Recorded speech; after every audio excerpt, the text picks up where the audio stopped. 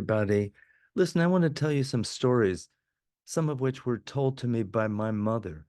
My mother was a Holocaust survivor who hid in a basement in Nazi-occupied Czechoslovakia for years during the war. And then I want to tell you some other Holocaust tales. My mother hid in a basement in Czechoslovakia, and one day the kid of the family that was hiding her came down to the basement where she was hiding and said, "The Gestapo is here, and they're looking for Jews. You got to get out of here." And my mother had a loose plan. She hid the mattress under other furniture. She didn't even have time to put her shoes on, and she slipped out the back door. When she peeked around the building, she could see that, in fact, the Gestapo were getting out of their trucks. They had their German Shepherd dogs, and they were just going to search the place. And she was really scared, didn't know what to do. She thought, okay, this is it. This is the day that I die.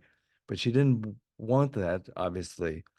And with some quick thinking, she actually saw that the family that was hiding her had a dog, and the dog had a doghouse in the backyard.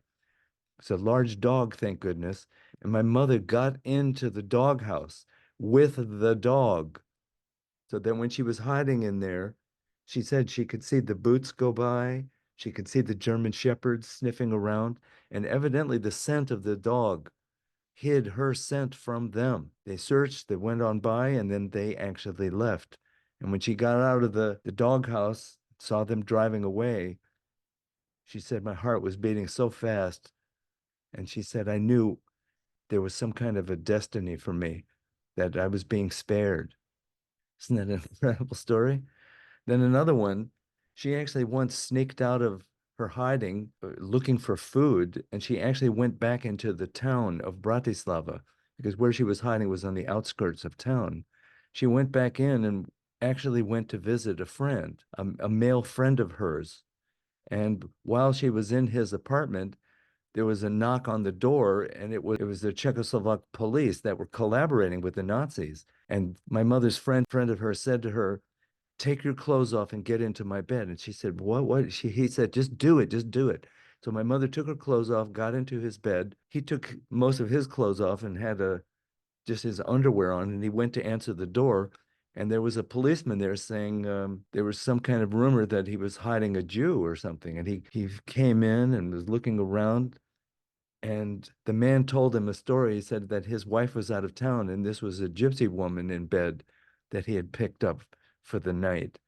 And the cop sort of winked and then left. And so that was a whole act of trust on my mother's part. Take your clothes off and get into bed. And she just pretended that she didn't speak Czech and that she didn't speak German. I tell you. And then really, here's another one that I heard very recently from an Orthodox Jewish woman. She was telling me about her grandmother who was in Auschwitz concentration camp. And she said that when she first went in there, she had a long dress, and that she tore the bottom of the dress off because she wanted to use it, and used it as a tablecloth whenever she was fed her meager rations. She would lay this cloth out and put the bowl of gruel or whatever it was, because she said at home we always had tablecloths when we ate. And so that's what she did for herself. It was a little ritual as a way to maintain her dignity. I was really touched by that.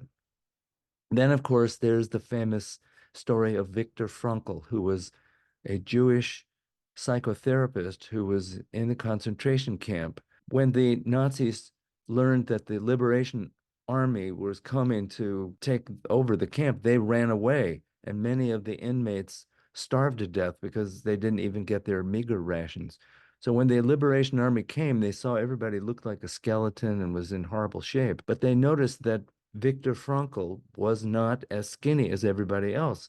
And so the investigators was making all kinds of inquiries about Mr. Frankl, and everybody said, no, no, no, he didn't collaborate with the Nazis at all. If anything, he shared his food with people. And so the captain who was in charge of the investigations finally just confronted Viktor Frankl and said, how is it that everybody else looks like a skeleton and you relatively speaking, don't look so bad. But, you know, your fellow inmates say that you weren't collaborating with the Nazis, but what's your explanation?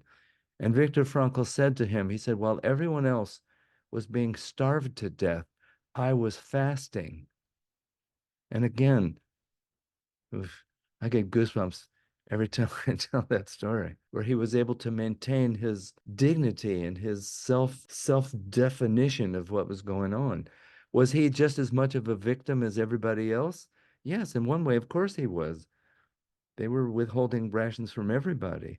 But in his own heart and mind, he made his situation an act of his own will. I tell you. So anyway, those are some Holocaust stories that are inspiring to me, and I hope they're inspiring to you too. Peace.